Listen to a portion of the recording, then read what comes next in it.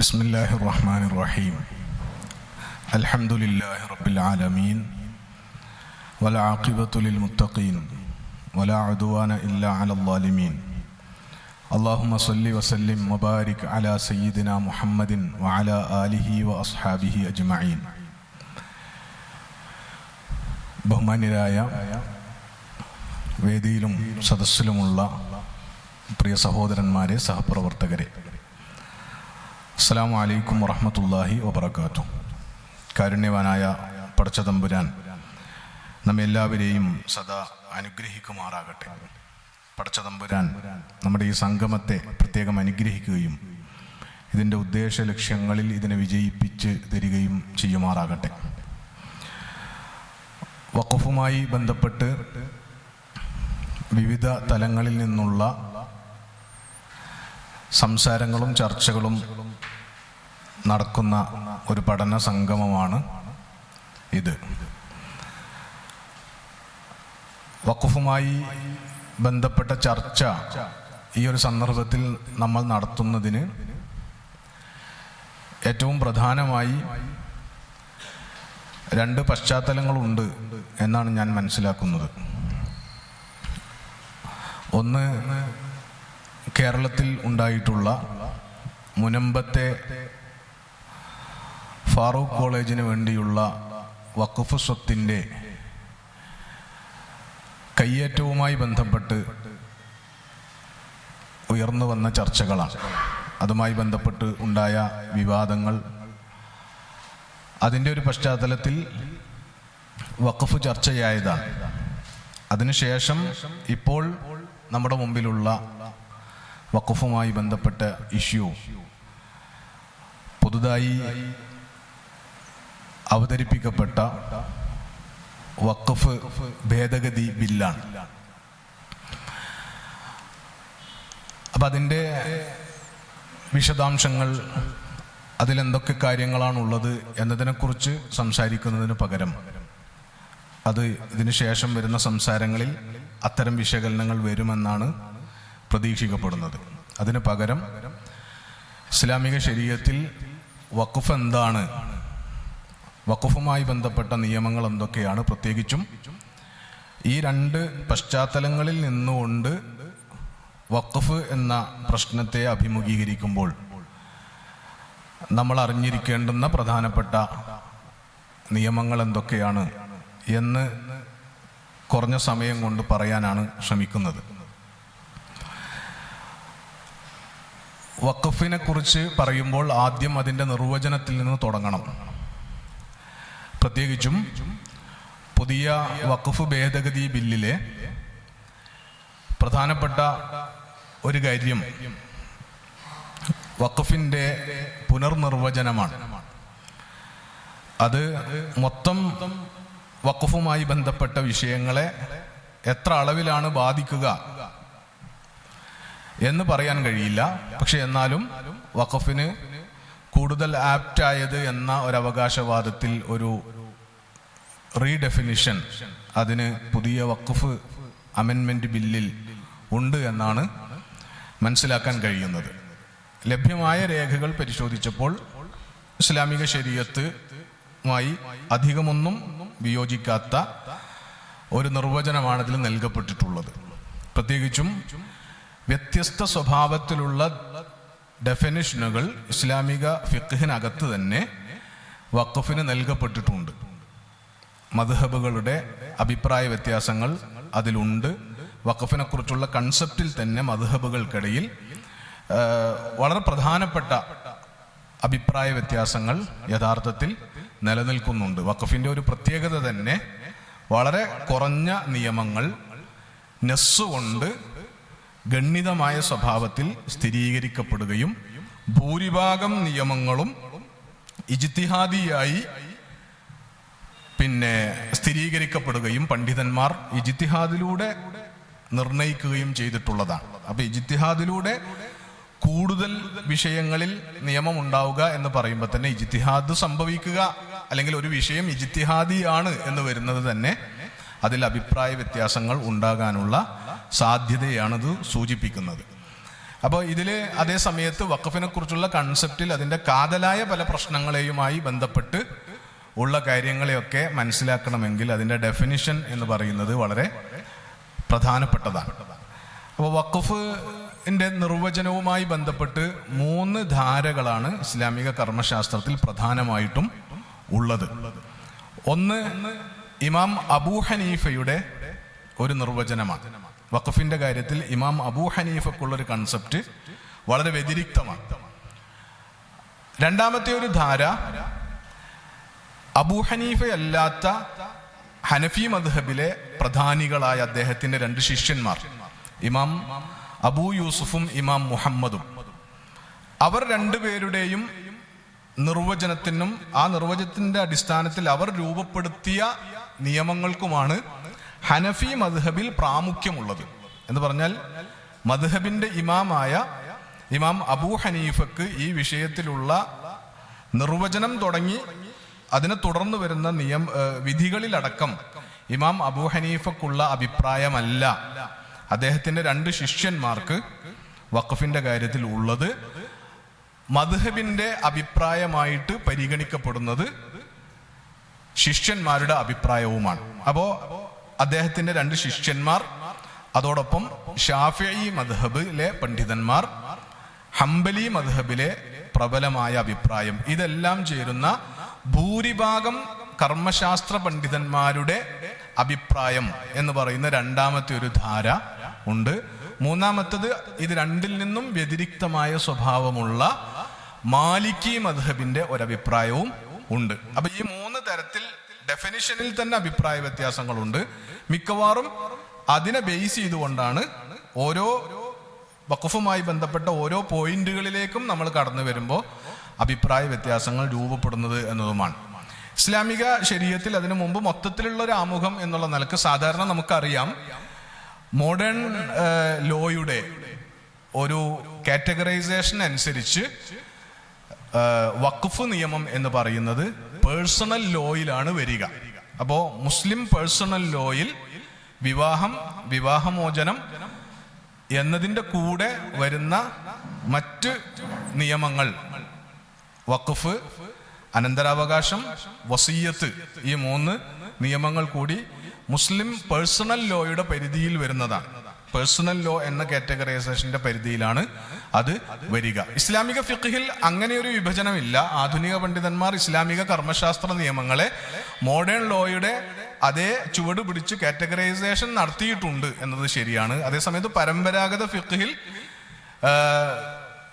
കർമ്മശാസ്ത്ര നിയമങ്ങളുടെ കാറ്റഗറൈസേഷൻ വേറെ ഒരു സ്വഭാവത്തിലാണ്. അതില് മുആമലാത്ത് എന്ന കാറ്റഗറിയിലാണ് വഖഫ് വരിക. മുആമലാത്തിൽ തന്നെ മുആമലാത്ത് മാലിയ, സാമ്പത്തിക ഇടപാടുകൾ എന്ന പൊതു കാറ്റഗറിക്ക് കീഴിൽ വരുന്ന ഒന്നാണ് വഖഫ് എന്ന് പറയുന്നത്. ഈ സാമ്പത്തിക ഇടപാടുകൾ തന്നെ ഇസ്ലാമിൽ ഏറ്റവും പ്രധാനമായി ഉള്ള ഒരു സാമ്പത്തിക ഇടപാടിന്റെ സ്വഭാവം എന്ന് പറയുന്നത് ഉഖൂദു തംലീക് അല്ലെങ്കിൽ അൽ മുആമലാത്തുൽ മാലിയ ബിഖസ്ദി തംലീക് എന്ന് പറയും. ഓണർഷിപ്പ് ചേഞ്ച്, അതുമായി ബന്ധപ്പെട്ട് നടക്കുന്ന കോൺട്രാക്റ്റുകൾ, സാമ്പത്തിക ഇടപാടുകൾ എന്ന് പറഞ്ഞാൽ ഒരാളുടെ കൈവശമുള്ള സ്വത്ത് അയാൾ മറ്റൊരാൾക്ക് ഉടമപ്പെടുത്തി കൊടുക്കാൻ ഉദ്ദേശിച്ച് നടക്കുന്ന കോൺട്രാക്റ്റുകൾ, അതാണ് സാമ്പത്തിക ഇടപാടുകളിൽ പ്രധാനപ്പെട്ട ഒരു ഭാഗം. കച്ചവടം, വാടക, അങ്ങനെ തുടങ്ങി കുറെ അധികം സാമ്പത്തിക ഇടപാടുകൾ ഈ ഉദ്ദേശത്തിലാണ്. ഒരാൾ തൻ്റെ കൈവശമുള്ള സ്വത്ത് മറ്റൊരാൾക്ക് കൊടുത്ത് അത് കൊടുക്കുന്നത് ഒരുപക്ഷെ അയാളിൽ നിന്ന് തിരിച്ചിങ്ങോട്ട് അയാളിൽ നിന്ന് സ്വത്ത് കൈപ്പറ്റിയിട്ടാകാം, അല്ലെങ്കിൽ സൗജന്യമായിട്ടാകാം. അങ്ങനെ തിരിച്ചിങ്ങോട്ട് കൈപ്പറ്റിയിട്ടാണ് ഉള്ളതാണെങ്കിൽ അതിനാണ് മുആവലാത്ത്, എക്സ്ചേഞ്ച് കരാറുകൾ, ഓണർഷിപ്പ് എക്സ്ചേഞ്ച് കോൺട്രാക്ട്സ് എന്ന് പറയുക. അതിനാണ്. അതിൽ ഒരാൾ അങ്ങോട്ട് അയാളുടെ സ്വത്ത് കൊടുക്കുന്നു, പകരം മറ്റേയാളുടെ കയ്യിൽ നിന്ന് അയാളുടെ സ്വത്തിന്റെ ഒരു ഭാഗം ഇങ്ങോട്ട് തിരിച്ച് വിലയായി അല്ലെങ്കിൽ വാടകയായി ഒക്കെ കൈപ്പറ്റുന്നു. ഇതാണ് അതിന്റെ രീതി. ഇനി അങ്ങനെ തിരിച്ചൊന്നും സ്വീകരിക്കാതെ ഒരാൾ തൻ്റെ കൈവശമുള്ള സ്വത്ത് മറ്റൊരാൾക്ക് ഉടമപ്പെടുത്തി കൊടുക്കുന്ന രീതിയും സാമ്പത്തിക ഇടപാടുകളിൽ ഉണ്ട്. സൗജന്യമായി മറ്റൊരാൾക്ക് തൻ്റെ കൈവശം, തൻ്റെ ഉടമസ്ഥതയിലുള്ള സ്വത്ത് മറ്റൊരാൾക്ക് ഉടമപ്പെടുത്തി കൊടുക്കുക. അത്തരത്തിലുള്ള കോൺട്രാക്റ്റുകളും ട്രാൻസാക്ഷനുകളും പിന്നെ മുആമലാത്തിലുണ്ട്. അതിനാണ് മൊത്തത്തിൽ ഉഖൂദു തബറുആത്ത് എന്ന് പറയാം. ഡൊണേഷൻ കോൺട്രാക്ട്സ്, സംഭാവന സ്വഭാവമുള്ള, സൗജന്യ സ്വഭാവമുള്ള, സഹായ സ്വഭാവമുള്ള കോൺട്രാക്ട്. ഒരുപക്ഷെ നിങ്ങൾ പിന്നെ ഏറ്റവും ഒടുവിൽ പിന്നെ കേരളത്തിൽ സാമ്പത്തിക മേഖലയുമായി ബന്ധപ്പെട്ട് നടക്കുന്ന ഏറ്റവും പ്രധാനപ്പെട്ട ചർച്ച ഇൻഷുറൻസുമായി ബന്ധപ്പെട്ടതാണ്.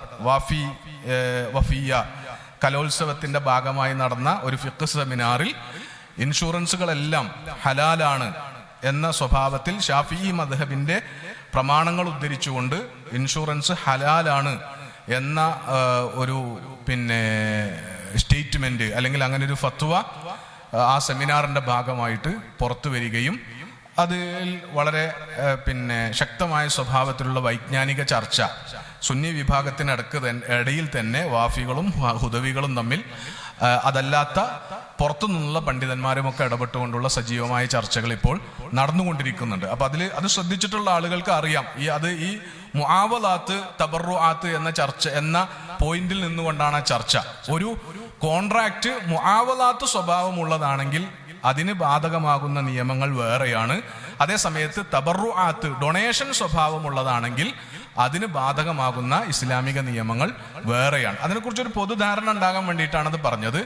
ഉഖൂദു തബറുആത്തിന്റെ കാറ്റഗറിയിൽ വരുന്ന ഡൊണേഷൻ കോൺട്രാക്റ്റിൽ ഒരാൾ ആർക്ക് വേണ്ടിയാണോ വഖഫ് ചെയ്യുന്നത് അവരിൽ നിന്ന് തിരിച്ച് സാമ്പത്തികമായി, ഭൗതികമായി ഈ ലോകത്ത് ഒരു നേട്ടവും തിരിച്ച് പ്രതീക്ഷിക്കാതെ, ഒരു പകരവും തിരിച്ച് പ്രതീക്ഷിക്കാതെ അള്ളാഹുവിന്റെ പ്രീതിയും പൊരുത്തവും മാത്രം ആഗ്രഹിച്ച് ഒരാൾ ചെയ്യുന്ന പിന്നെ ഇടപാടാണ്.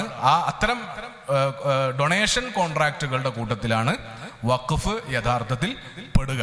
അപ്പൊ അത് വഖഫിനെ കുറിച്ച് പറയുമ്പോൾ ആദ്യം നമ്മുടെ ധാരണയിൽ ഉണ്ടാകേണ്ടുന്ന ഒരു കാര്യമാണ്, ഡൊണേഷൻ കോൺട്രാക്റ്റ് ആണിത്. ഇതൊരു സംഭാവനയാണ്. സംഭാവനയായിട്ട് അള്ളാഹുവിന്റെ പ്രീതി ഉദ്ദേശിച്ചുകൊണ്ട്, അത് മാത്രം ഉദ്ദേശിച്ചുകൊണ്ട് ഒരാൾ ചെയ്യേണ്ടുന്ന ഒരു കർമ്മമാണ് വഖഫ് എന്ന് പറയുന്നത്. ഇനി ഞാൻ നേരത്തെ പറഞ്ഞ താരീഫിലേക്ക് അല്ലെങ്കിൽ ഇതിന്റെ ഒരു നിർവചനത്തിലേക്ക് വരുമ്പോൾ, ഇമാം അബൂ ഹനീഫ നൽകിയിട്ടുള്ള നിർവചനം അനുസരിച്ച് മൊത്തത്തിൽ വഖഫിന് നൽകുന്ന നിർവചനം ആദ്യം പറയാം. അത് ചുരുക്കി അറബിയിൽ അതിന്റെ പ്രയോഗം ഇങ്ങനെയാണ്: തഹ്ബീസുൽ ഐനി വ തസ്ബീലു സംറ, അല്ലെങ്കിൽ തസ്ബീലുൽ മൻഫഅ എന്നാണ് പറയുക. തഹ്ബീസുൽ ഐൻ, ഒരു വസ്തുവിനെ തടഞ്ഞു നിർത്തുക അല്ലെങ്കിൽ പിടിച്ചു നിർത്തുക, അതിനെ സാമ്പത്തികമായ ക്രയവിക്രയങ്ങളും വിനിയോഗവും നടത്താതെ അതിനെ എന്ത് ചെയ്യുക, അതിനെ അവിടെ സ്ഥായിയായി പിടിച്ചു നിർത്തുക. സാധാരണഗതിയിൽ ഒരാളുടെ കൈവശമുള്ള ഒരു സ്വത്ത് അയാൾക്ക് ഏത് വിധേനയും തസറുഫ് നടത്താൻ, ഏത് വിധേനയും അത് വിനിയോഗിക്കാൻ അയാൾക്ക് അധികാരമുണ്ടായിരിക്കും. അയാൾക്കത് സ്വയം ഉപയോഗിക്കാം, അയാൾക്കത് വാടകയ്ക്ക് കൊടുത്ത് വാടക കൈപ്പറ്റാം, അയാൾക്ക് അത് വേണമെങ്കിൽ വേറൊരാൾക്ക് വിൽക്കാം, അങ്ങനെ ഒരാൾക്ക് സൗജന്യമായി കൊടുക്കാം. സൗജന്യമായി കൊടുക്കുന്നത് തന്നെ താൽക്കാലിക ഉപയോഗത്തിന് വായ്പയായിട്ട് കൊടുക്കാം, എന്നിട്ട് അത് ഇങ്ങോട്ട് തന്നെ തിരിച്ചു വാങ്ങാം. ഇങ്ങനെയൊക്കെയുള്ള സ്വഭാവത്തിൽ ഒരാൾക്ക് അയാളുടെ കൈവശമുള്ള ഒരു സ്വത്ത് വിനിയോഗിക്കാൻ അധികാരമുണ്ടായിരിക്കും എന്നതാണ് പൊതു നിയമം.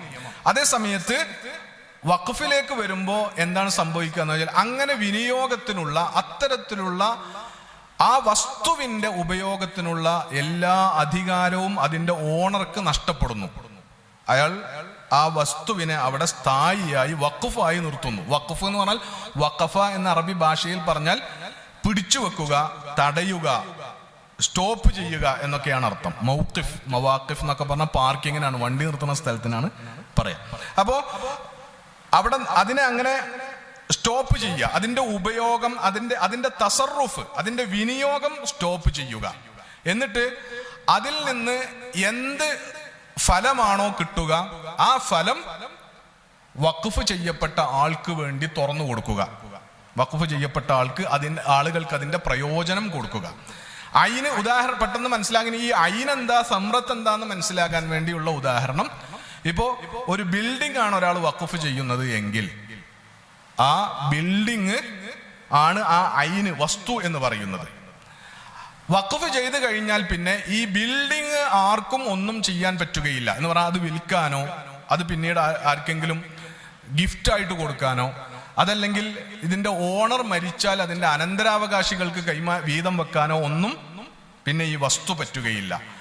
ആ വസ്തുവിന്റെ ഉപയോഗം ആർക്ക് വേണ്ടിയാണോ അത് വഖഫ് ചെയ്തത് അവർക്ക് കൊടുക്കുക എന്നതാണ് വഖഫിൽ സംഭവിക്കുക. അപ്പോ ഒരു കെട്ടിടത്തിന്റെ ഉപയോഗം ഒന്നുകിൽ അതിൽ താമസിക്കുക എന്ന ഉപയോഗം അതിൽ നിന്ന് എടുക്കാം. അപ്പൊ ആർക്ക് വേണ്ടിയാണോ അയാൾ അത് വഖഫ് ചെയ്തത് ആ വഖഫ് ചെയ്യപ്പെട്ട ആ ആളുകൾക്ക് ആ വീട് താമസത്തിന് ഉപയോഗിച്ച് അതിൽ നിന്ന് എന്ത് ചെയ്യാം, അവർക്ക് ഉപകാരം നേടാം. അതല്ലെങ്കിൽ ആ കെട്ടിടം റെന്റിന് കൊടുത്ത് അതിൽ നിന്ന് ക്യാഷ് കിട്ടും, റെന്റായിട്ട് ക്യാഷ് കിട്ടും. ആ ക്യാഷ് ആർക്ക് വേണ്ടിയാണോ അയാൾ വഖഫ് ചെയ്തിട്ടുള്ളത്, അയാൾ ചിലപ്പോൾ യതീം മക്കൾക്ക് വേണ്ടി വഖഫ് ചെയ്തതായിരിക്കും, അല്ലെങ്കിൽ പള്ളിക്ക് വേണ്ടി വഖഫ് ചെയ്തതായിരിക്കും, അല്ലെങ്കിൽ ഒരു വിദ്യാഭ്യാസ സ്ഥാപനത്തിന് വേണ്ടി വഖഫ് ചെയ്തതായിരിക്കും, അതല്ലെങ്കിൽ ഒരു നിശ്ചിത വ്യക്തിക്ക് വേണ്ടി വഖഫ് ചെയ്തതായിരിക്കും. ഏത് തരത്തിലാണെങ്കിലും ആർക്ക് വേണ്ടിയാണോ വഖഫ് ചെയ്തിരിക്കുന്നത് അവർക്ക് ഇതിന്റെ വരുമാനം കൊടുക്കുക, അല്ലെങ്കിൽ ഇതിന്റെ ബെനിഫിറ്റ് അവർക്ക് കൊടുക്കുക. അതേസമയത്ത് വസ്തുവിൽ ആർക്കും പിന്നെ കൈകടത്തൽ നടത്താൻ അനുവാദമില്ലാത്ത സ്വഭാവത്തിൽ. ഇതാണ് വഖഫിന്റെ ഒരു അസ്ലി എന്ന് പറയുന്നത്. അതിനെയാണ് തഹ്ബീസു അൽ ഐനി വ തസ്ബീലു അൽ മൻഫഅ അല്ലെങ്കിൽ വ തസ്ബീലു സമറ എന്ന് പറയുന്നത്. ഇമാം അബൂ ഹനീഫ നൽകി. ഇനി ഇത് എല്ലാവരും അംഗീകരിക്കുന്ന പോയിന്റാണ്. വഖഫിൽ എല്ലാ കർമ്മശാസ്ത്ര പണ്ഡിതന്മാരും അംഗീകരിക്കുന്ന പോയിന്റാണ് ഇത്. വ്യത്യാസമുള്ളത് വഖഫിൽ സംഭവിക്കുന്നത്, ഞാനൊരു വസ്തു വഖഫ് ചെയ്താൽ ആ വഖഫ് ചെയ്യുന്നതോടുകൂടി എൻ്റെ ഉടമസ്ഥാവകാശത്തിന്റെ കാര്യത്തിലാണ് പിന്നീട് അതിൽ അഭിപ്രായം. ആരുടെ ഉടമസ്ഥാവകാശത്തിലാണ് ഈ വഖഫ് സ്വത്തുണ്ടാവുക എന്നതിലാണ് അഭിപ്രായ വ്യത്യാസമുള്ളത്. അതില് ഇമാം അബൂ ഹനീഫ രേഖപ്പെടുത്തിയ അഭിപ്രായം വളരെ റയറായ ഒരു അഭിപ്രായമാണ്. അത് വളരെ ദുർബലവുമാണ്.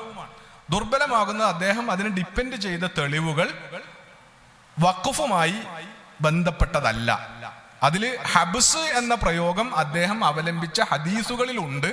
പക്ഷെ ആ ഹദീസുകളിൽ വന്ന ഹബ്സ് എന്ന് പറയുന്നത്, ഹബ്സ് ഇതേപോലെ വഖഫിന്റെ സമാനമായി ഉപയോഗിക്കുന്ന, സാങ്കേതികമായിട്ട് തന്നെ വഖഫിന് പര്യായമായിട്ട് ഉപയോഗിക്കുന്ന പദമാണ്, ടേമാണ് ഇസ്ലാമിക ഫിഖ്ഹിൽ. രണ്ടും ഒരേപോലെ തന്നെ ഉപയോഗിക്കുന്നതാണ്. അപ്പൊ ഹദീസുകളിൽ തന്നെയും ഈ പദം വന്നിട്ടുണ്ട്.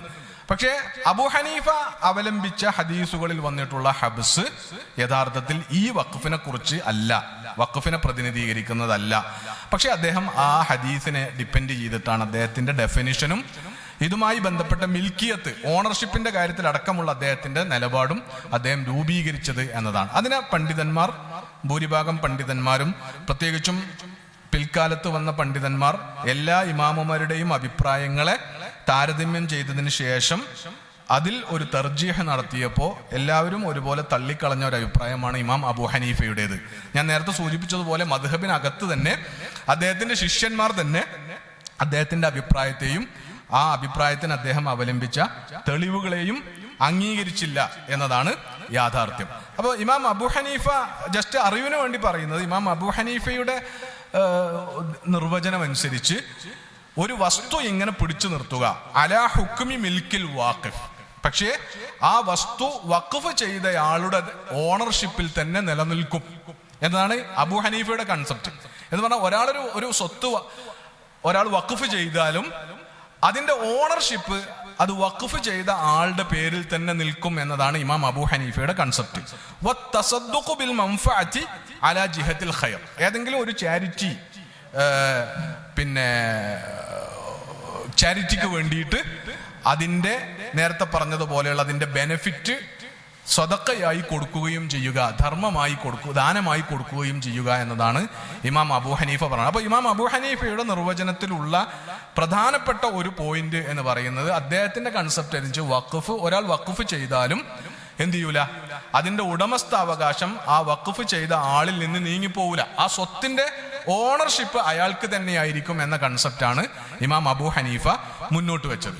അതേ സമയത്ത് ജുംഹൂറുൽ ഉലമ, മഹാഭൂരിഭാഗം വരുന്ന പണ്ഡിതന്മാർ, അതില് ഇമാം അബൂ ഹനീഫയുടെ 2 ശിഷ്യന്മാരുണ്ട്, ഷാഫിഈ മദ്ഹബിലെ പണ്ഡിതന്മാരുണ്ട്, അതേപോലെ തന്നെ ഹംബലി മദ്ഹബിലെ പണ്ഡിതന്മാരുണ്ട്. ഇവരെല്ലാവരുടെയും അഭിപ്രായം അനുസരിച്ച് വഖഫ് എന്ന് പറയുന്നത് അതിന്റെ ഓണർഷിപ്പ് വഹുവ ഹബ്സു മാലിൻ യുംകിനുൽ ഇന്തിഫാഉ ബിഹി, പ്രയോജനം നേടിയെടുക്കാൻ പറ്റുന്ന ഒരു മാല് പിടിച്ചു വെക്കലാണ്, മഅ ബഖാഇ ഐനിഹി, ഏതൊരു വസ്തുവിനെ നിലനിർത്തിക്കൊണ്ട് അതിൽ നിന്ന് ഉപകാരം എടുക്കാൻ പറ്റുമോ അങ്ങനെയുള്ള വസ്തുവിനെ പിടിച്ചു നിർത്തുക.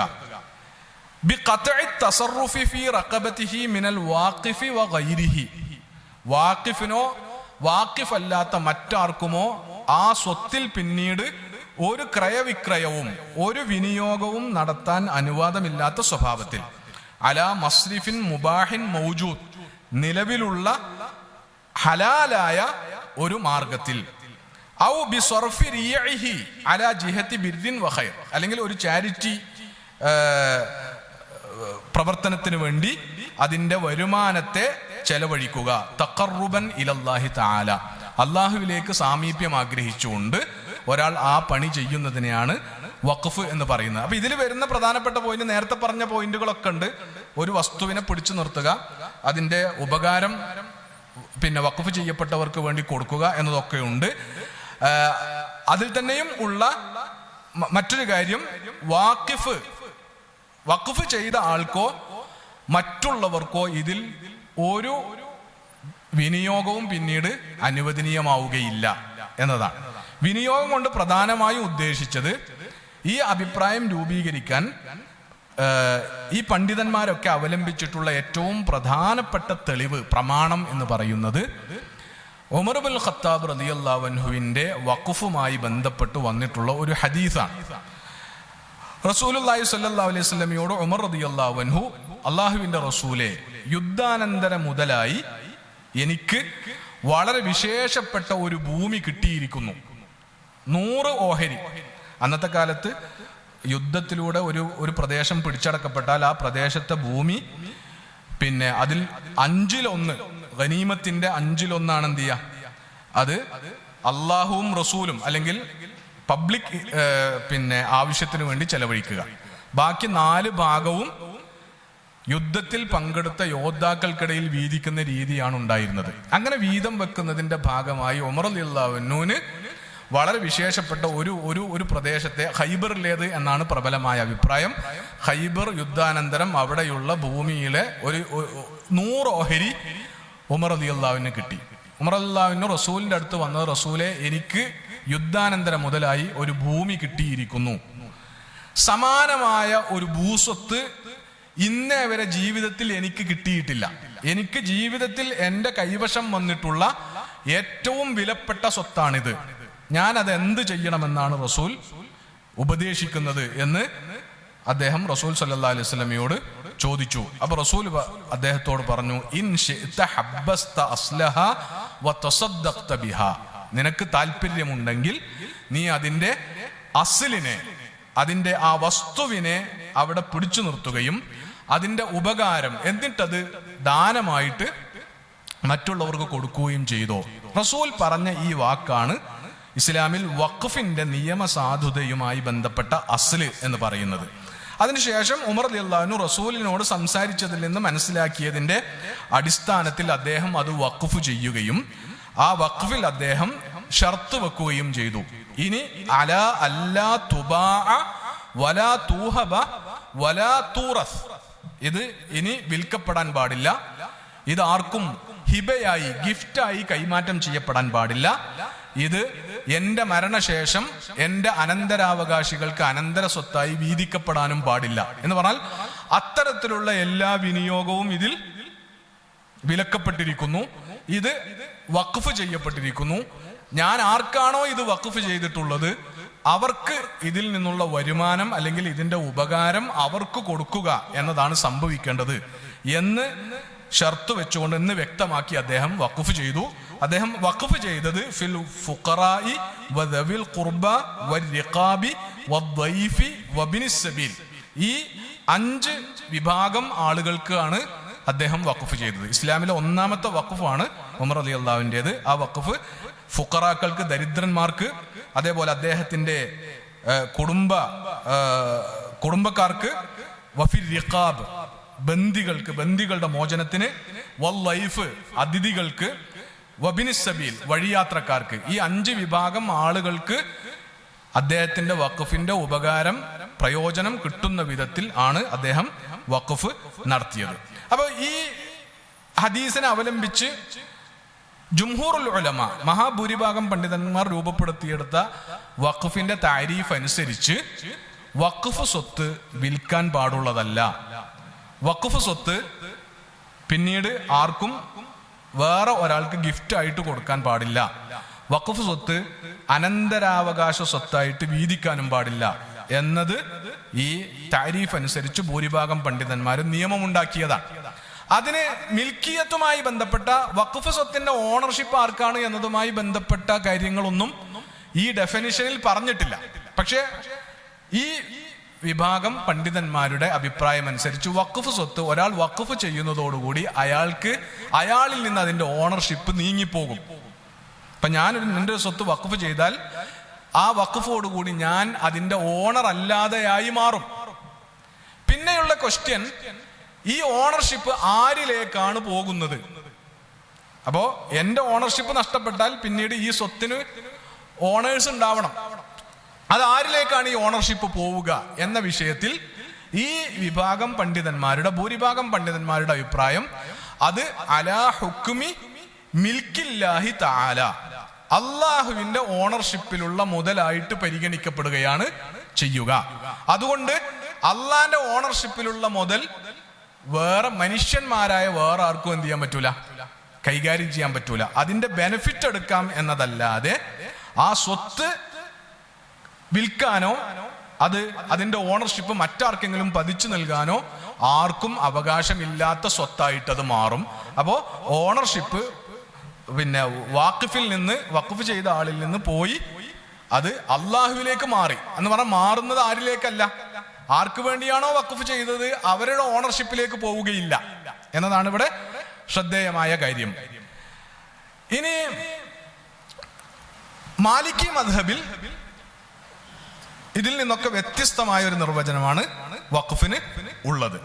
അപ്പൊ എന്തുകൊണ്ടാണ് ഇത് ഇത്ര അധികം അഭിപ്രായ വ്യത്യാസങ്ങൾ എന്ന് ചോദിച്ചാല്, ഒന്നാമത് വഖഫുമായി ബന്ധപ്പെട്ട് നേർക്ക് നേരെയുള്ള ഖുർആൻ ആയത്തുകളൊന്നും ഇല്ല, നേർക്ക് നേരെ ആയത്തുകളൊന്നുമില്ല. അതേസമയത്ത് വഖഫ് ഇസ്ലാമിൽ നിയമാനുസൃതമാണ് എന്നതിന് കർമ്മശാസ്ത്ര പണ്ഡിതന്മാർ ഉദ്ധരിക്കുന്ന ആയത്തുകൾ ലൻ തനാലുൽ ബിർറ ഹത്താ തുൻഫിഖു മിമ്മാ തുഹിബ്ബൂൻ എന്ന ആയത്ത്, അതേപോലെ മൊത്തത്തിൽ ധനം ചെലവഴിക്കുന്നതുമായി ബന്ധപ്പെട്ട് ഖുർആനിൽ നിന്നുള്ള വന്നിട്ടുള്ള ആയത്തുകളെയാണ് അവര് ഖുർആനിൽ നിന്നുള്ള തെളിവായി ഉദ്ധരിക്കുന്നത്.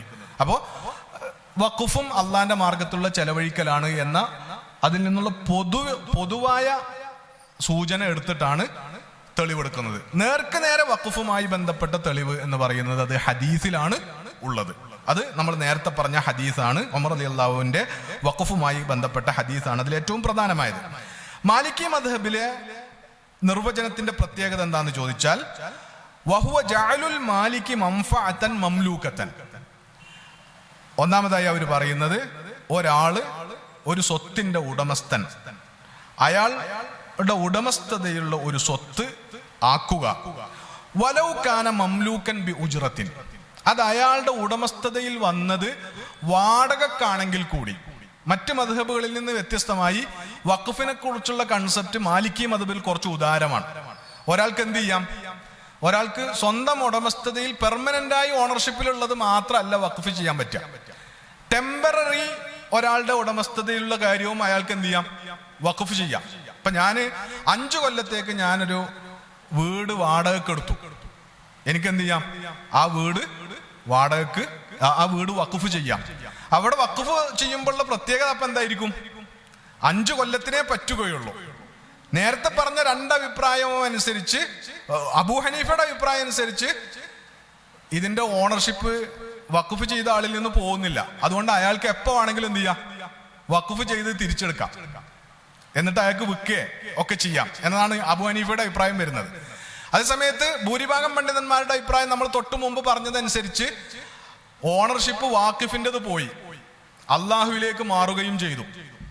അതുകൊണ്ട് വഖഫ് ചെയ്ത ആൾക്കൊന്നും ചെയ്യാൻ പറ്റൂല എന്ന് മാത്രമല്ല, അവരുടെ അഭിപ്രായം അനുസരിച്ച് ഒരാൾ ഒരിക്കൽ വഖഫ് ചെയ്താൽ പിന്നെ അത് അള്ളാന്റെ ഓണർഷിപ്പിലേക്ക് പോയി എന്ന് പറഞ്ഞാല് അത് കാലാകാലത്തേക്കുള്ള വഖഫാണ്, ടെമ്പററി വഖഫ് ചെയ്യാൻ പറ്റൂല ഭൂരിഭാഗം പണ്ഡിതന്മാരുടെ അഭിപ്രായം അനുസരിച്ച്. അതേസമയത്ത് മാലിക്കി മദ്ഹബിലെ അഭിപ്രായം അനുസരിച്ച് വാടക വാടകക്കെടുത്ത് ടെമ്പററി ആയിട്ട് ഓണർഷിപ്പിൽ വന്ന സ്വത്തും എന്ത് ചെയ്യാം?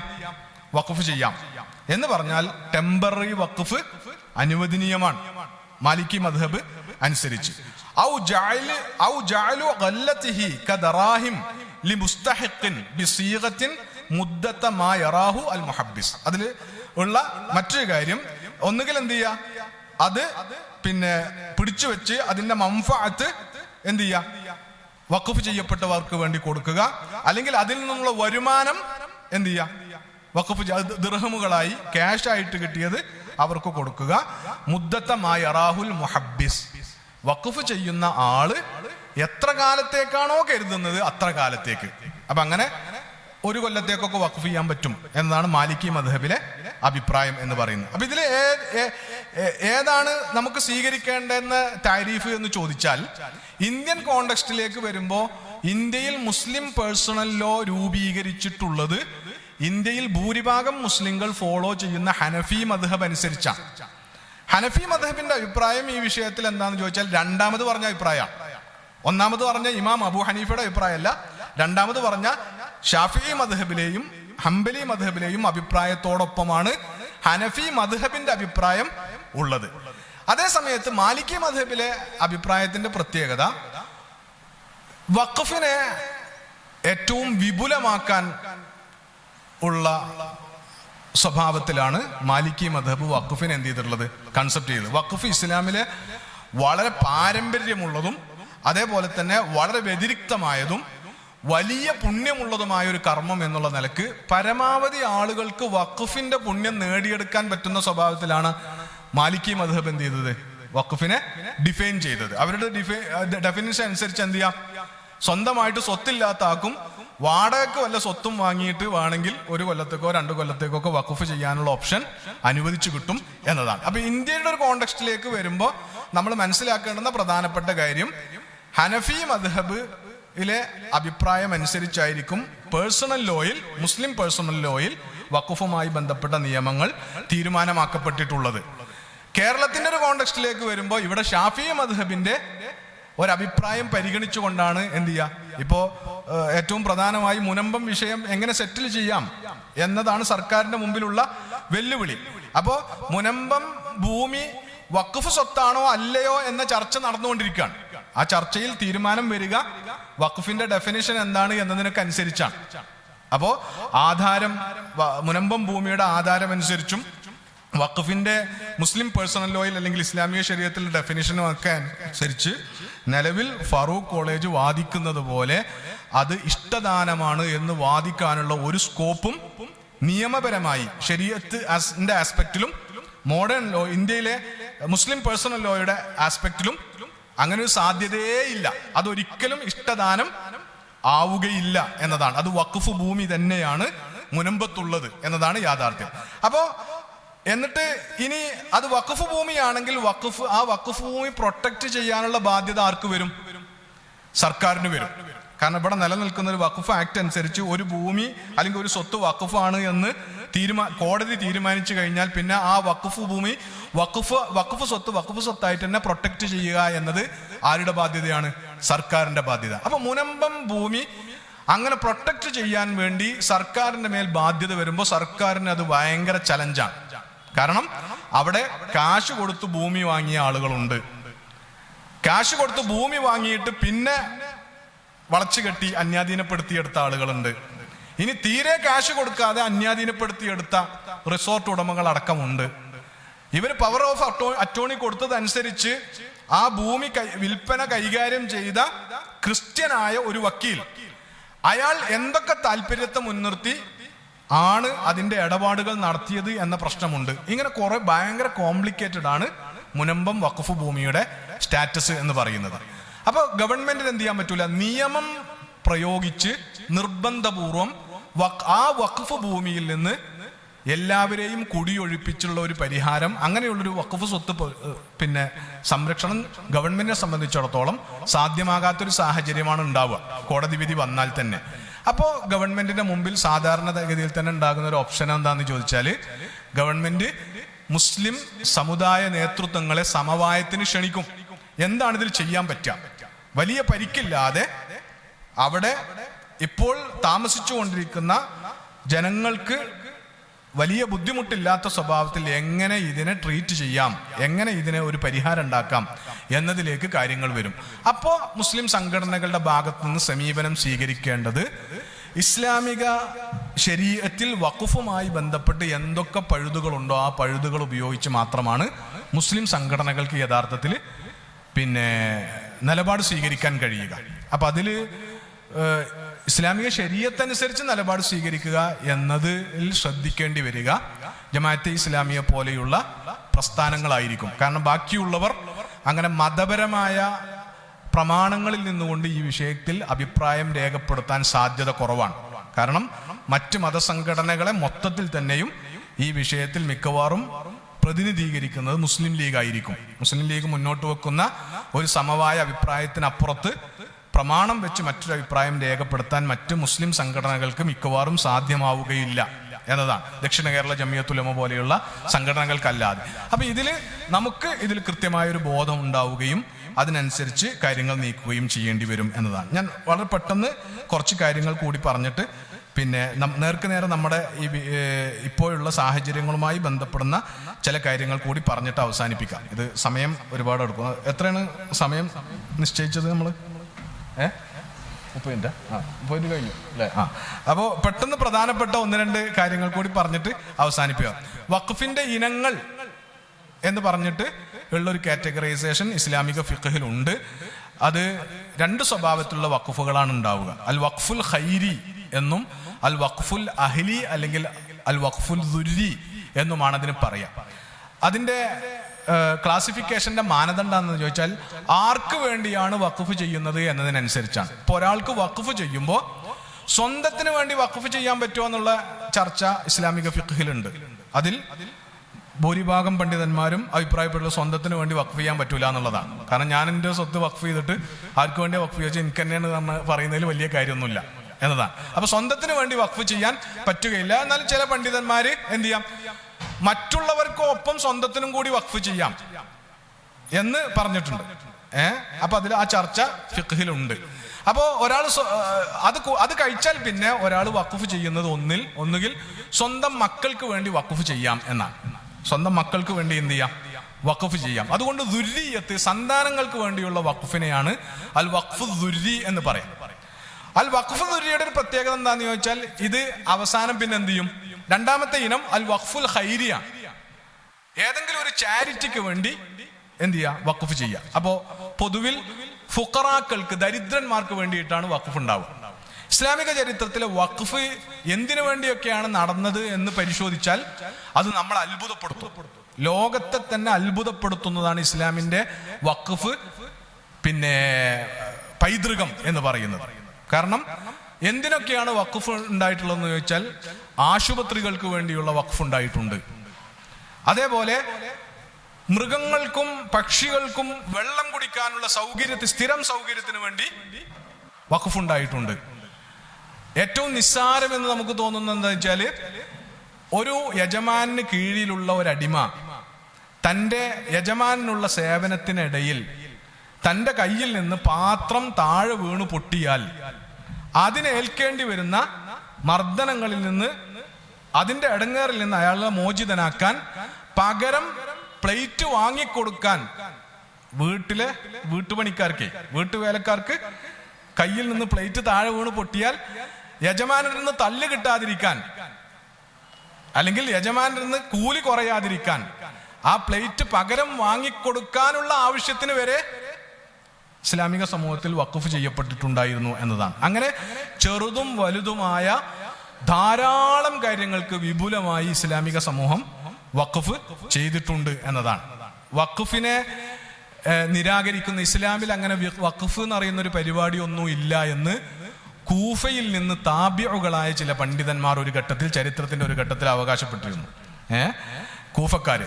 മദീനക്കാർക്കൊന്നും അതിൽ സംശയം ഉണ്ടായിരുന്നില്ല. കൂഫക്കാർ എന്ന് പറഞ്ഞാല് നബിയും സഹാബികളും ജീവിച്ച മദീനയിൽ നിന്ന് കുറെ അകലെയാണെന്ത് കൂഫ എന്ന് പറയുന്നത്. അതേസമയത്ത് കൂഫ ഒരു ഇസ്ലാമിക നഗരമായിട്ട് ഉയർന്നു വന്ന നഗരവുമാണ്. അബൂ ഹനീഫ ജീവിച്ചത് കൂഫയിലാണ്. ബാക്കിയുള്ള 3 ഇമാമുമാരും ഹിജാസിൽ മക്കയും മദീനയും കേന്ദ്രീകരിച്ചാണ് ഉണ്ടായിരുന്നത്. അപ്പൊ അവർക്കാർക്കും വഖഫിന്റെ നിയമസാധുതയിൽ ഇസ്ലാമികമായിട്ട് സംശയമൊന്നും ഉണ്ടായിരുന്നില്ല. ആ സമയത്ത് കൂഫക്കാരായ താബിഉകളായ ചില പണ്ഡിതന്മാർ വഖഫ് ഇസ്ലാമിൽ നിയമപരമൊന്നും അല്ല, അങ്ങനെ ഒരു പരിപാടിയൊന്നും ഏർപ്പാടൊന്നും ഇല്ല. കാരണം എന്താന്ന് ചോദിച്ചാൽ അതിന് തെളിവൊന്നുമില്ല, ഖുർആനിലും സുന്നത്തിലും തെളിവൊന്നുമില്ല എന്ന് പറഞ്ഞു. അവർക്ക് ഇമാം മാലിക് നൽകിയ മറുപടി, അവർ മദീന വന്നൊന്ന് കാണട്ടെ, എന്നിട്ട് മദീനയിൽ അള്ളാഹുവിന്റെ റസൂലും റസൂലിന്റെ പ്രിയപത്നിമാരും സഹാബികളും ചെയ്തു വെച്ച വഖഫിന്റെ ആധാറുകൾ ഒന്ന് കണ്ടുകൊള്ളട്ടെ. അതിന് ആയത്തും ഹദീസും ചെല്ലേണ്ടുന്ന കേസല്ല ഇത്. അവര് വന്നിട്ട് ഇസ്ലാമിക ചരിത്രത്തിൽ റസൂലിന്റെ പത്നിമാർ, അതേപോലെ തന്നെ സഹാബികളായ ആളുകൾ, കഴിവുള്ള എല്ലാ സഹാബിമാരും വഖഫ് ചെയ്തിരുന്നു എന്നതാണ് ജാബിർ ബിൻ അബ്ദുല്ലാ റളിയല്ലാഹു അൻഹു രേഖപ്പെടുത്തിയിട്ടുള്ളത്. അത്ര വിപുലമായ സ്വഭാവത്തിൽ ഇസ്ലാമിക ചരിത്രത്തിൽ നടന്നിട്ടുള്ളതാണ് വഖഫ് എന്ന് പറയുന്നത്. ഇത് പറയുമ്പോൾ നമ്മൾ അത് കൂട്ടി വായിക്കേണ്ടതെന്ന് ചോദിച്ചാൽ, ഇപ്പൊ നമുക്ക് തന്നെ ഇന്ത്യയിലുള്ള വഖഫ് സ്വത്തുക്കളുടെ കണക്ക് പറയുമ്പോൾ നമുക്ക് തന്നെ അതിശയോക്തി തോന്നും. അത്രയൊക്കെ ഉണ്ടാവുമോ? ഇപ്പോ കേന്ദ്ര ഗവൺമെന്റ് വഖഫ് അമെൻമെന്റ് ബില്ലിന്റെ ഭാഗമായിട്ട് തന്നെ പുറത്തു വിട്ട വിവരങ്ങളിൽ ലക്ഷക്കണക്കിന് ഏക്കറുകൾ ഭൂമിയാണ് ഇന്ത്യയിൽ എന്ത് ചെയ്യുള്ളത്, വഖഫായിട്ട് നിലനിൽക്കുന്നത്. ഇപ്പോഴും വഖഫ് എന്ന് അംഗീകരിക്കപ്പെട്ട് നിലനിൽക്കുന്നത്. അപ്പൊ ഇത്രയൊക്കെ നമ്മുടെ കാലത്ത് തീരെ ഇല്ലാത്തൊരു പ്രവണതയാണെന്ത് വഖഫ് എന്ന് പറയുന്നത്. അതേ സമയത്ത് വളരെ വിപുലമായി ഇസ്ലാമിക ചരിത്രത്തിൽ നടന്ന ഒരു സംഭവം ആയതുകൊണ്ട് അത്രയധികം വഖഫ് സ്വത്തുക്കൾ ഇസ്ലാമിക സമൂഹത്തിൽ നിലനിന്നു പോന്നിട്ടുണ്ട് എന്നതാണ്. ഇനി ഇതുമായി ബന്ധപ്പെട്ട് പറയേണ്ടുന്ന ഒരു കാര്യം, ഒരു പ്രധാനപ്പെട്ട കാര്യം, വഖഫ് നിയമവുമായി ബന്ധപ്പെട്ട് വഖഫ് നിയമങ്ങളിൽ കുറെ കാര്യങ്ങളിൽ തീരുമാനമെടുക്കും. ഞാൻ നേരത്തെ പറഞ്ഞത് വഖഫ് നിയമങ്ങളുമായി ബന്ധപ്പെട്ട് നസ്സുകൾ വളരെ കുറവാണ്, വളരെ കുറഞ്ഞ ഹദീസുകളേ ഉള്ളൂ. ബാക്കി നിയമങ്ങളൊക്കെ ഇജ്തിഹാദിയാണ്. അങ്ങനെ ആകുമ്പോൾ തന്നെ വഖഫുമായി ബന്ധപ്പെട്ട ഏറ്റവും പ്രധാനപ്പെട്ട ഒരു അടിസ്ഥാന തത്വം എന്ന് പറയുന്നത് നസ്സു അൽ വാഖിഫി കനസ്സി ശാരിഅ എന്ന ഖായിദയാണ്. എന്ന് പറഞ്ഞാൽ വഖഫ് ചെയ്തയാളുടെ നിബന്ധന അത് ശാരിഅയ അള്ളാഹുവിന്റെ നസ്സ് പോലെ പരിഗണിക്കേണ്ടതാണ്. എന്ന് പറഞ്ഞാൽ വഖഫിന്റെ കാര്യത്തിൽ അള്ളാഹ് എന്തിട്ടില്ല, കുറെ നിയമങ്ങളൊന്നും പറഞ്ഞിട്ടില്ല. അള്ളാഹ് പറയാത്തതിന് പകരം വഖഫുമായി ബന്ധപ്പെട്ട നിയമങ്ങൾ പരിഗണിക്കേണ്ടത് വഖഫ് ചെയ്ത ആൾ ശറഇന് വിരുദ്ധമായി എന്തൊക്കെ കണ്ടീഷൻ വഖഫിൽ വെച്ചോ ആ കണ്ടീഷൻസ് ഒക്കെ എന്താണ്, ശറഇന്റെ നിയമം പോലെ അംഗീകരിച്ച് നടപ്പിലാക്കേണ്ടതാണ് എന്നതാണ് ആ ഖായിദ കൊണ്ട് ഉദ്ദേശിക്കുന്നത്. അതുകൊണ്ട് ഒരു വഖഫ് സ്വത്തിനെ എങ്ങനെയാണ് ട്രീറ്റ് ചെയ്യേണ്ടത് എന്നതുമായി ബന്ധപ്പെട്ട് പരിശോധിക്കുമ്പോൾ ഇസ്ലാമിക കർമ്മശാസ്ത്രത്തിൽ, ഇസ്ലാമിക ശരീഅത്തിൽ എന്തൊക്കെയാണ് ഇതിന്റെ നിയമങ്ങൾ ഉള്ളത് എന്ന് കഴിഞ്ഞാൽ പിന്നെ രണ്ടാമത് പരിഗണിക്കേണ്ടത് എന്താണ്, തന്റെ സ്വത്ത് വഖഫ് ചെയ്യുമ്പോൾ വഖഫ് ചെയ്ത ആള് എന്തൊക്കെ പറഞ്ഞിട്ടുണ്ടോ ആ പറഞ്ഞതൊക്കെ നടപ്പിലാക്കണം. അയാൾ ഇത് ഇന്ന ആൾക്കുള്ള വഖഫാണ് എന്ന് പറഞ്ഞാൽ അവർക്ക് മാത്രമുള്ള വഖഫാണത്. വേറെ ഒരാൾക്കും ആ വഖഫ് അവരല്ലാത്ത വേറൊരു കൂട്ടർക്ക് കൊടുക്കാൻ എന്തില്ല, അവകാശം ഉണ്ടായിരിക്കുന്നതല്ല. അയാൾ തന്നെയും ഈ വഖഫിന്റെ വരുമാനത്തിൽ ഇത്ര ശതമാനം ഇന്നയാൾക്ക്, ഇത്ര ശതമാനം ഇന്നയാൾക്ക്, ഇത്ര ശതമാനം ഇന്നയാൾക്ക് എന്ന് പറഞ്ഞാൽ ആ ശതമാനക്കണക്ക് നിർബന്ധമായിട്ടും അള്ളാന്റെ നിയമം പാലിക്കുന്നത് പോലെ പാലിച്ചിരിക്കണം എന്നതാണ്. ഈ സ്വത്ത്, ഈ വഖഫ് സ്വത്ത് ഒരു കാരണവശാലും എക്സ്ചേഞ്ച് ചെയ്യാൻ പാടില്ല എന്നയാൾ, ഇനി ഇത് നശിച്ചു പോവുകയാണെങ്കിലും ഇത് എക്സ്ചേഞ്ച് ചെയ്യാൻ പാടില്ല എന്നയാൾ പറഞ്ഞിട്ടുണ്ടെങ്കിൽ അത് എക്സ്ചേഞ്ച് ചെയ്യാൻ പാടുള്ളതല്ല. ഇങ്ങനെ ഏത് സ്വഭാവത്തിലും അയാൾ പറഞ്ഞിട്ടുള്ള, അതേപോലെ തന്നെ ഏറ്റവും പ്രധാനപ്പെട്ട ഒന്നാണ് വഖഫിന്റെ കെയർ ടേക്കർ ആരായിരിക്കണം എന്നതുമായി ബന്ധപ്പെട്ട ഫിഖ്ഹ് നിയമത്തിന് അനുസരിച്ച് ഭൂരിഭാഗം പണ്ഡിതന്മാരുടെയും അഭിപ്രായം അനുസരിച്ച് അത് വാഖിഫ് തീരുമാനിക്കുന്നതനുസരിച്ചായിരിക്കും. വാഖിഫ്, ഈ വഖഫ് സ്വത്ത് ഇന്ന ആൾക്ക് വേണ്ടിയാണ് വഖഫ് ചെയ്തിട്ടുള്ളത് ഞാൻ, പക്ഷെ ഈ വഖഫ് സ്വത്ത് കൊണ്ട് നടത്തേണ്ടതെന്ന് പറഞ്ഞാല് ഈ നാളിറുൽ വഖഫ് എന്ന് പറയും, അല്ലെങ്കിൽ നമ്മുടെ നാട്ടില് വഖഫിന്റെ മുത്തവല്ലി എന്നൊക്കെ പറയും. അയാൾക്ക് ചില പ്രത്യേകമായ ഡ്യൂട്ടികളുണ്ട്. അയാളാണ് ഈ വഖഫ് സ്വത്ത് സംരക്ഷിക്കേണ്ടത്, അതിന്റെ മെയിൻ്റനൻസ് നടത്തേണ്ടത്, അതിന് വരുമാനം ഉണ്ടാകുന്നുണ്ട് എന്ന് ഉറപ്പുവരുത്തേണ്ടത്. വരുമാനം കുറയുകയോ നിലച്ചു പോകുകയോ ചെയ്യുന്ന അവസ്ഥയിലേക്ക് വഖഫ് സ്വത്ത് മാറുമ്പോൾ അത് മെയിൻ്റനൻസ് നടത്തിയിട്ട് വരുമാനം ഉണ്ടാകുന്നുണ്ടെന്ന് ഉറപ്പുവരുത്തേണ്ടത് അയാളാണ്. വരുമാനം കളക്ട് ചെയ്യേണ്ടത് അയാളാണ്. എന്നിട്ടത് അവകാശികൾക്ക് വീതിച്ചു കൊടുക്കേണ്ടത് അയാളാണ്. ഇങ്ങനെയുള്ള എല്ലാ ഉത്തരവാദിത്തങ്ങളും ഈ വഖഫ് കെയർ ടേക്കർക്കാണ് അല്ലെങ്കിൽ മുത്തവല്ലിക്കാണ് വരിക. ഈ മുത്തവല്ലിയെ നിർണയിക്കാനുള്ള അവകാശം വാക്കിഫിനാണ്, വഖഫ് ചെയ്യുന്ന ആൾക്കാണ്. വഖഫ് ചെയ്യുന്ന ആൾ ഇയാളാണ് കെയർ ടേക്കർ എന്ന് പറഞ്ഞാൽ വേറെ അയാളെ മാറ്റാൻ ആർക്കും അധികാരം ഉണ്ടായിരിക്കുന്നതല്ല. അയാൾ സ്വയം പദവി ഒഴിയാൻ വേണ്ടി ഇസ്ലാമിക ഗവൺമെന്റിന്റെ ഭരണാധികാരിയുടെ മുമ്പിൽ എനിക്കിത് നിർവഹിക്കാൻ കഴിയില്ല, എന്നെ ഇതിൽ നിന്ന് ഒഴിവാക്കി തരണം എന്ന് പറഞ്ഞ് അയാളുടെ റെസിഗ്നേഷൻ ഇസ്ലാമിക ഗവൺമെന്റ് സ്വീകരിച്ച് പകരം ആളെ നിശ്ചയിച്ചാൽ മാത്രമേ അയാൾ ഇതിൽ നിന്ന് ഒഴിവാവുകയുള്ളൂ. അതല്ലാതെ അയാൾ മാറാൻ ഉദ്ദേശിച്ചിട്ടില്ലെങ്കിൽ അയാളെ മാറ്റാൻ ഭരണാധികാരിക്ക് പോലും എന്തില്ല, അവകാശമില്ല. അപ്പൊ ഇത് പറയുന്നത് വെച്ചാൽ നമ്മുടെ പുതിയ വഖഫ് നിയമത്തിൽ വരുന്ന പ്രധാനപ്പെട്ട ഒരു കാര്യം, ഈ വഖഫ് സംരക്ഷണവുമായി ബന്ധപ്പെട്ട അതോറിറ്റി അത് മുസ്ലിങ്ങളിൽ നിന്ന് അമുസ്ലിങ്ങളിലേക്ക് കൂടി പോകുന്നു എന്നതാണ്. വഖഫ് ബോർഡുകളിൽ 2 അമുസ്ലിം പ്രതിനിധികൾ വേണം. പിന്നെ എക്സ് ഒഫീഷ്യോ സ്വഭാവമുള്ള ചില പോസ്റ്റുകളിൽ അമുസ്ലിങ്ങൾ വരുന്നതിന് തടസ്സമില്ല എന്നൊക്കെയുള്ള സ്വഭാവത്തിലാണ് എന്ത് ചെയ്യുന്നത്, പുതിയ വഖഫ് അമെൻമെന്റ് ബില്ല് വരുന്നത്. അതിലേറ്റവും അപകടകരമായ അത് നിയമപരമായിട്ടുള്ള അതിന്റെ പ്രശ്നങ്ങൾ കൈകാര്യം ചെയ്യുന്നിടത്ത് വരുമായിരിക്കും. അത് സർക്കാരിന് തന്നെ അതോറിറ്റി, ഒരു വിഷയത്തിൽ ഡിസ്പ്യൂട്ട് വന്നാൽ, ഒരു വഖഫ് സ്വത്തിന്റെ പേരിൽ ഡിസ്പ്യൂട്ട് വന്നാൽ അതിൽ ഡിസ്പ്യൂട്ട് തീർക്കാനുള്ള ചുമതല സർക്കാർ ഉദ്യോഗസ്ഥന് കൊടുക്കുന്ന വകുപ്പൊക്കെയാണ് ഇതിൽ പുതുതായിട്ട് വരുന്നത്. അതുകൊണ്ട് നിലവിൽ ഉള്ള വഖഫ് നിയമത്തെ വലിയ അളവിൽ ബാധിക്കുന്ന കുറെ അമെൻമെന്റുകളാണ് പുതിയതിൽ വരുന്നത്. അപ്പൊ ഞാൻ പറയാൻ ഉദ്ദേശിച്ച ഭാഗം, ഇസ്ലാമിക ശരീഅത്ത് അനുസരിച്ച് വഖഫിന്റെ കെയർ ടേക്കിംഗ് എന്ന് പറയുന്നത്, നാദിറുൽ വഖഫ് എന്ന് പറയുന്നത് വഖഫ് ചെയ്യുന്ന ആൾ നിർണ്ണയിക്കേണ്ടതാണ്. അയാൾ നിർണ്ണയിച്ചിട്ടില്ലെങ്കിൽ പിന്നെ ഭരണകൂടമാണ് അത് നിർണ്ണയിക്കേണ്ടത് എന്നതാണ് നിയമം. ഇനി എന്ന് മാത്രമല്ല, ഞാൻ അതുകൂടി പറഞ്ഞിട്ട് അവസാനിപ്പിക്കാം. ഈ വഖഫ് കെയർ ടേക്കർക്ക് ഇസ്ലാമിക ശരീഅത്ത് അനുസരിച്ച് ചില നിബന്ധനകൾ ഉണ്ട്. ചില യോഗ്യതകളുള്ള ആൾ മാത്രമേ വഖഫിന്റെ മുത്തവല്ലിയാകാൻ, നാദിറാകാൻ പറ്റുകയുള്ളൂ. അതിൽ ഒന്നാമത്തേത് അൽ അദാലത്തുൽ ലാഹിറ എന്നതാണ്.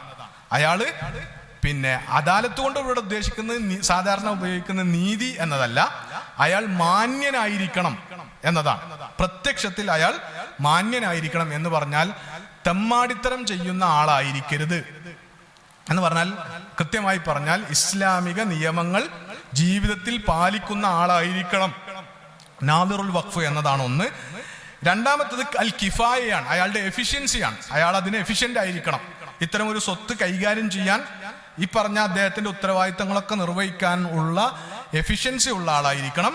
മൂന്നാമത്തെ ഷർത്ത് പണ്ഡിതന്മാർ കുറച്ചുകൂടി കൃത്യമായിട്ട്, അൽ ഇസ്ലാമു ഇൻ കാനൽ മൗഖൂഫു അലൈഹി മുസ്ലിമൻ, ഒരു സ്വത്ത് വഖഫ് ചെയ്യപ്പെട്ടത് മുസ്ലിങ്ങൾക്ക് വേണ്ടിയാണെങ്കിൽ ആ വഖഫ് സ്വത്തിന്റെ കെയർ ടേക്കർ ആകുന്ന ആൾ മുസ്ലിം ആയിരിക്കണം എന്ന് ഇസ്ലാമിക ശരീഅത്തിൽ നിയമമുണ്ട്. അപ്പോ മുസ്ലിങ്ങൾക്ക് വേണ്ടി വഖഫ് ചെയ്യപ്പെട്ട സ്വത്തിന്റെ മേൽ അമുസ്ലിങ്ങളായ ആൾ ഏതെങ്കിലും സ്വഭാവത്തിൽ അതിന്റെ കെയർ ടേക്കിംഗ് ചുമതലയിലേക്ക് നിയമിക്കപ്പെടുക എന്ന് പറയുന്നത് ഇസ്ലാമിക ശരീഅത്ത് അനുസരിച്ച് അനുവാദമില്ലാത്ത കാര്യമാണ്. ഈ സമയത്തിനുള്ളിൽ അത്തരം കാര്യങ്ങളാണ് പറയാൻ കഴിയുക എന്ന് തോന്നുന്നു. ബാക്കി ഉള്ള കാര്യങ്ങൾ തുടർന്നുള്ള സംസാരങ്ങളിൽ വരും എന്ന് പ്രതീക്ഷിച്ചുകൊണ്ട് ഞാൻ എൻ്റെ ഈ സംസാരം അവസാനിപ്പിക്കുന്നു. വാഹിർ ദഅ്വാനാ അൽഹംദുലില്ലാഹി റബ്ബിൽ ആലമീൻ. അസ്സലാമു അലൈക്കും വറഹ്മത്തുള്ളാഹി വബറകാതുഹു.